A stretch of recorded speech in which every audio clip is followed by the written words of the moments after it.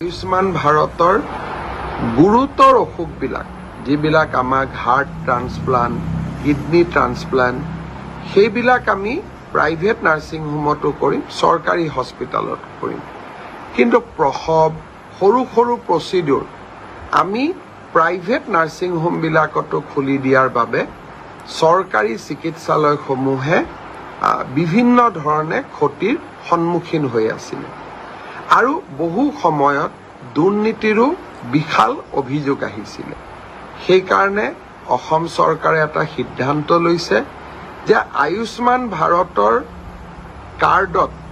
আমি সেইবিলাক বেমাৰহে নাৰ্ছিং হোমত যাব পাৰিম যিবিলাক ক্ৰিটিকেল চৰকাৰী হস্পিটালত সম্ভৱ নহয় তেনেকুৱা আমি 300 প্ৰচিডিউৰ প্ৰাইভেট আৰু চৰকাৰী নাৰ্ছিং হোম দুইটাতে ৰাখিছো কিন্তু বাকি কামবিলাক আমি চৰকাৰী চিকিৎসালয়ত আমি কৰিম ক্যান্সাৰৰ চিকিৎসা বি বৰুৱা ক্যান্সাৰ হস্পিটালত কৰিম গুৱাহাটী মেডিকেলত কৰিম টাটা আৰু আমাৰ মাজত স্থাপিত হোৱা চিকিৎসালয়বিলাকত কৰিম কিন্তু প্ৰত্যেকটো পৰ্যায়তে যদি আমি প্ৰাইভেট নাৰ্ছিং হোমবিলাকত সৰু সৰু বেমাৰৰ চিকিৎসাৰ কাৰণেও যাওঁ তেওঁলোকে বেমাৰটোৰ চিকিৎসাৰ কাৰণে আয়ুষ্মান ভাৰতৰ কাৰ্ডখন লয় কিন্তু লগত আৰু বহুত অতিৰিক্ত টকাও লয় চৰকাৰী হস্পিটালত অন্তত তেনে ঘটনা নহয় চৰকাৰী চিকিৎসালয়সমূহ শক্তিশালী কৰাৰ বাবে লোৱা প্ৰচেষ্টাৰ অংশ হিচাপে আয়ুষ্মান ভাৰতৰ এতিয়াৰ পৰা সকলো প্ৰচিডিউৰ প্ৰাইভেট নাৰ্ছিং হোমত নাথাকিব গুৰুতৰ অসুখবিলাকহে প্ৰাইভেট নাৰ্ছিং হোমত থাকিব এই কথাটোৰ কাৰণে আমি কোনো বেয়া পাব নালাগে চৰকাৰী হস্পিটালবিলাক সুদৃঢ় কৰা ভাল কৰা আমাৰ দায়িত্ব আৰু যদি আমি চৰকাৰী হস্পিটালবিলাক এৰি দিওঁ সুদৃঢ় নকৰো আৰু প্ৰাইভেট হস্পিটালক যদি আমি বছৰি 200 300 400 কোটি টকা চৰকাৰৰ পৰা দি থাকো তেতিয়ালে এটা সময়ত আমাৰ চৰকাৰী চিকিৎসালয়বিলাক এক প্ৰকাৰ মৃত্যুমুখী হৈ পৰিব মই ভাবো যে এই সৰু সংশোধনটো আপোনালোক সকলে সহযোগিতা কৰিব আমি এটা নিয়ম কৰিছো যে আয়ুষ্মান ভাৰতৰ গুৰুতৰ অসুখবিলাক যিবিলাক আমাক হাৰ্ট ট্ৰান্সপ্লান্ট কিডনি ট্ৰান্সপ্লান্ট সেইবিলাক আমি প্ৰাইভেট নাৰ্ছিং হোমতো কৰিম চৰকাৰী হস্পিটালত কৰিম কিন্তু প্ৰসৱ সৰু সৰু প্ৰচিডিউৰ আমি প্ৰাইভেট নাৰ্ছিং হোমবিলাকতো খুলি দিয়াৰ বাবে চৰকাৰী চিকিৎসালয়সমূহে বিভিন্ন ধৰণে ক্ষতিৰ সন্মুখীন হৈ আছিল আৰু বহু সময়ত দুৰ্নীতিৰো বিশাল অভিযোগ আহিছিল সেই কাৰণে অসম চৰকাৰে এটা সিদ্ধান্ত লৈছে যে আয়ুষ্মান ভাৰতৰ কাৰ্ডত আমি সেইবিলাক বেমাৰহে নাৰ্ছিং হোমত যাব পাৰিম যিবিলাক ক্ৰিটিকেল চৰকাৰী হস্পিটালত সম্ভৱ নহয় তেনেকুৱা আমি 300 প্ৰচিডিউৰ প্ৰাইভেট আৰু চৰকাৰী নাৰ্ছিং হোম দুইটাতে ৰাখিছো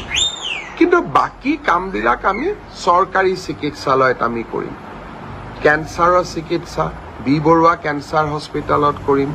গুৱাহাটী মেডিকেলত কৰিম টাটা আৰু আমাৰ মাজত স্থাপিত হোৱা চিকিৎসালয়বিলাকত কৰিম কিন্তু প্ৰত্যেকটো পৰ্যায়তে যদি আমি প্ৰাইভেট নাৰ্ছিং হোমবিলাকত সৰু সৰু বেমাৰৰ চিকিৎসাৰ কাৰণেও যাওঁ তেওঁলোকে বেমাৰটোৰ চিকিৎসাৰ কাৰণে আয়ুষ্মান ভাৰতৰ কাৰ্ডখন লয় কিন্তু লগত আৰু বহুত অতিৰিক্ত টকাও লয় চৰকাৰী হস্পিটালত অন্তত তেনে ঘটনা নহয় চৰকাৰী চিকিৎসালয়সমূহ শক্তিশালী কৰাৰ বাবে লোৱা প্ৰচেষ্টাৰ অংশ হিচাপে আয়ুষ্মান ভাৰতৰ এতিয়াৰ পৰা সকলো প্ৰচিডিউৰ প্ৰাইভেট নাৰ্ছিং হোমত নাথাকিব গুৰুতৰ অসুখবিলাকহে প্ৰাইভেট নাৰ্ছিং হোমত থাকিব এই কথাটোৰ কাৰণে আমি কোনো বেয়া পাব নালাগে চৰকাৰী হস্পিটালবিলাক সুদৃঢ় কৰা ভাল কৰা আমাৰ দায়িত্ব আৰু যদি আমি চৰকাৰী হস্পিটালবিলাক এৰি দিওঁ সুদৃঢ় নকৰো আৰু প্ৰাইভেট হস্পিটালক যদি আমি বছৰি 200 300 400 কোটি টকা চৰকাৰৰ পৰা দি থাকো তেতিয়ালে এটা সময়ত আমাৰ চৰকাৰী চিকিৎসালয়বিলাক এক প্ৰকাৰ মৃত্যুমুখী হৈ পৰিব মই ভাবো যে এই সৰু সংশোধনটোত আপোনালোক সকলে সহযোগিতা কৰিব। আমি এটা নিয়ম কৰিছোঁ যে আয়ুষ্মান ভাৰতৰ গুৰুতৰ অসুখবিলাক যিবিলাক আমাক হাৰ্ট ট্ৰান্সপ্লান্ট, কিডনি ট্ৰান্সপ্লান্ট, সেইবিলাক আমি প্ৰাইভেট নাৰ্ছিং হোমতো কৰিম, চৰকাৰী হস্পিটেলত কৰিম। কিন্তু প্ৰসৱ, সৰু সৰু প্ৰচিডিউৰ আমি প্ৰাইভেট নাৰ্ছিং হোমবিলাকতো খুলি দিয়াৰ বাবে চৰকাৰী চিকিৎসালয়সমূহে বিভিন্ন ধৰণে ক্ষতিৰ সন্মুখীন হৈ আছিল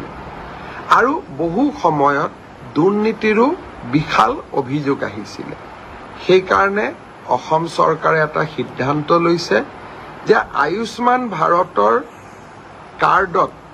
আমি সেইবিলাক বেমাৰহে নাৰ্ছিং হোমত যাব পাৰিম যিবিলাক ক্ৰিটিকেল,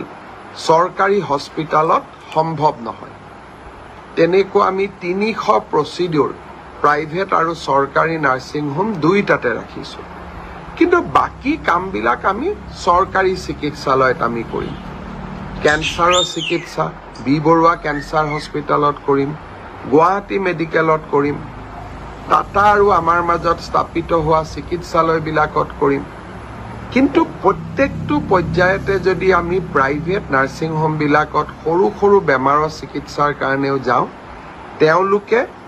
বেমাৰটোৰ চিকিৎসাৰ কাৰণে আয়ুষ্মান ভাৰতৰ কাৰ্ডখন লয়, কিন্তু লগত আৰু বহুত অতিৰিক্ত টকাও লয়। চৰকাৰী হস্পিটেলত অন্ততঃ তেনে ঘটনা নহয়। চৰকাৰী চিকিৎসালয়সমূহ শক্তিশালী কৰাৰ বাবে লোৱা প্ৰচেষ্টাৰ অংশ হিচাপে আয়ুষ্মান ভাৰতৰ এতিয়াৰ পৰা সকলো প্ৰচিডিউৰ প্ৰাইভেট নাৰ্ছিং হোমত নাথাকিব। গুৰুতৰ